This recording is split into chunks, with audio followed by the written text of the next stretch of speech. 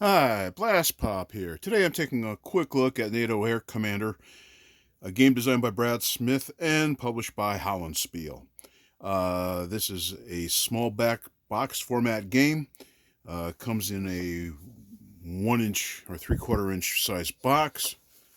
And on the back, it simply gives you the reason for the game, the fact that there's 3 scenarios, a card deck that is used for combat resolution, and some samples of the counters and of the map. This is strictly a solitaire game, although I suppose two people could sit down and share some of the decision making if that was what they were interested in doing in sort of a cooperative sense.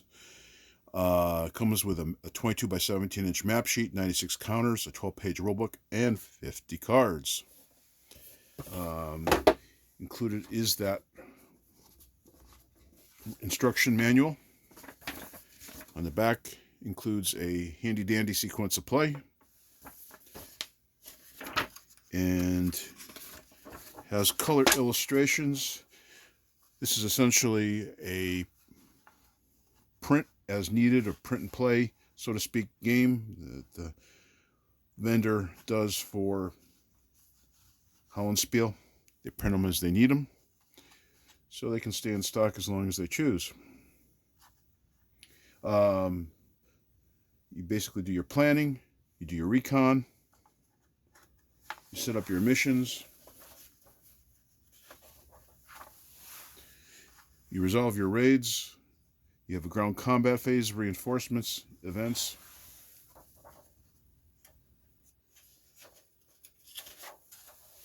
And then you have your resource point phase.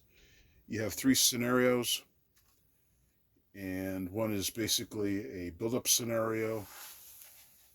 The other one is a strategic surprise scenario, and sort of in an intermediate scenario or tactical surprise. Shows you the counters in play for the scenario.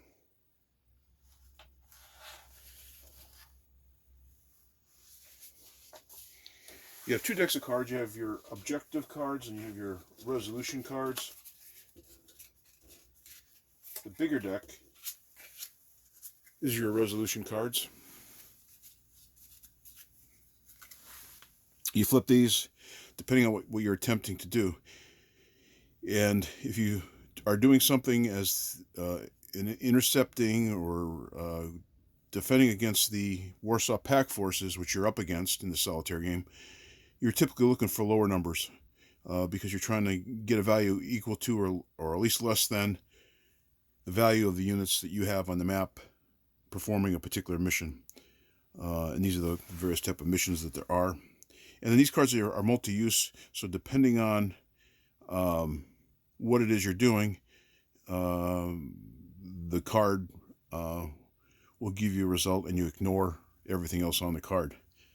Also is a unique identifying number, which is used for 2 purposes, not only to identify the card, but also as a random selection against various forces on a mission.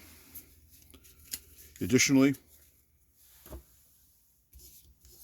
you have objective cards, which you do at the beginning of a turn, and based on how you succeed or not, you gain or lose certain advantages or resource points.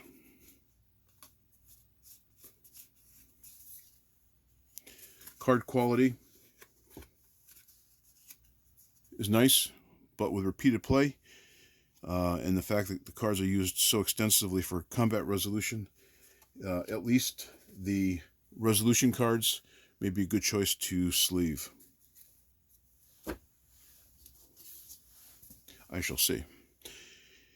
Your counters, they're thick, laser cut counters, very thick, at least a 1/16 of an inch thick.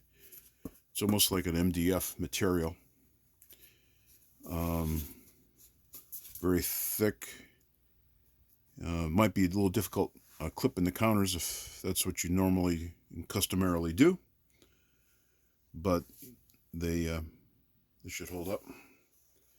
Then you have your map, which sort of looks like the State of Siege series type games where you have the various tracks, or a push or luck kind of game.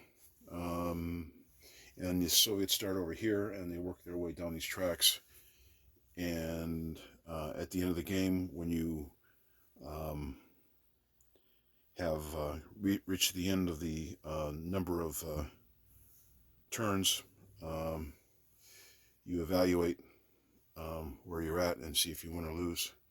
You have places here for your air missions, your status of your air units, if they're damaged or are being repaired, your turn track, your precision guided munitions track, resource point track, game turn track, places to hold cards from the deck to keep track of them, and you have a Warsaw Pact victory point track. Map is reasonably thick. The map as a background doesn't really pop, but it's certainly serviceable. I think the map has a feathered paper where the ink does tend to travel a little bit more than certain other types of paper, so it might be a little less sharp than it could be. Nonetheless, it's very serviceable, very nice. Should present no issues in gameplay. The only other point of note is when you open up the box, because of the processing and the way things are printed, and they're printed locally on local printers in laser cut, there is a very pungent smell that is related to the inks that are used in the printing of this game, presumably. I've had this exposed to the air for the past week because of the smell, and it's still very pungent.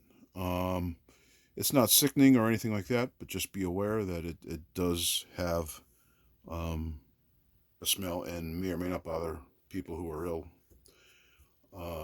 at the time. But in any case, very nicely done package.